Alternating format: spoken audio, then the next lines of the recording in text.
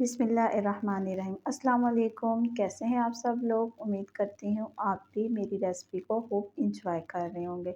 आज की रेसिपी आपने देख तो ली, आज मैं क्या बनाने वाली हूँ, पर ये मैं बनाऊँगी बिल्कुल सिंपल तरीके से, वो भी एक पैन में। यहाँ पे हम ओवन का बिल्कुल भी इस्तेमाल नहीं करेंगे।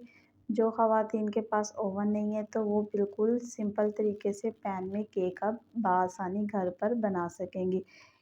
इस केक को बनाने के लिए कोई लंबी चौड़ी चीज़ों की फ़हरिस्त की ज़रूरत नहीं है। बिल्कुल सिंपल इंग्रेडिएंट से हम घर पर केक तैयार करेंगे।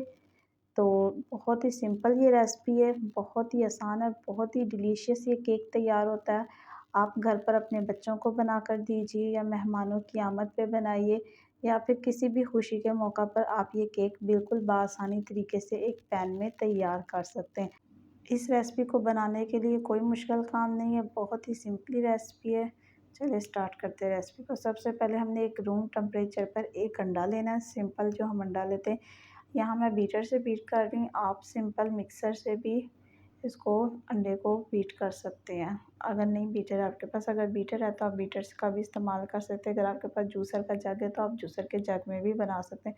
सिंपल हमने अंडा बीट किया। यहाँ पे मैं पीसी हुई चीनी शामिल कर रही हूँ, जो कि मैंने सिर्फ 2 चम्मच ली है। यहाँ पे मैं चीनी कम इस्तेमाल कर रही हूँ, आगे चल के वीडियो आप फुल वॉच कीजिएगा।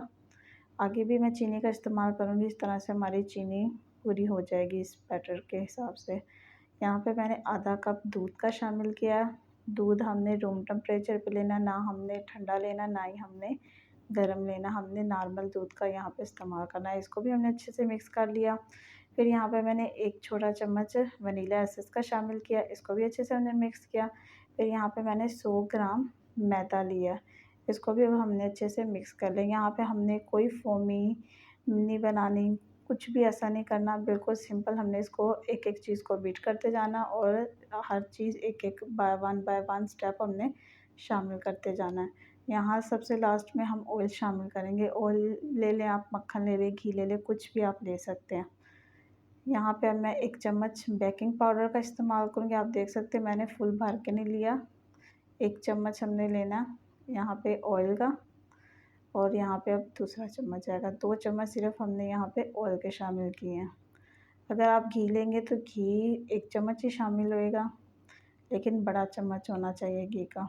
अब इसको भी हम अच्छे से मिक्स कर लेंगे, इतना मिक्स करेंगे कि ऑयल और बेकिंग पाउडर इसमें अच्छे से मिक्स हो जाए। बस हमने तब तक बीट करना, हमने इसको ज़्यादा नहीं करना। अब यहाँ पे हम एक पैन लेंगे, इसमें 1 चम्मच मैंने ऑयल का शामिल किया, और इसमें अब मैं 2 बड़े चम्मच चीनी के शामिल कर दूँगी। यहाँ पे मैंने चीनी को नहीं पीसा। अब हम यहाँ पे बनाना ले लेंगे।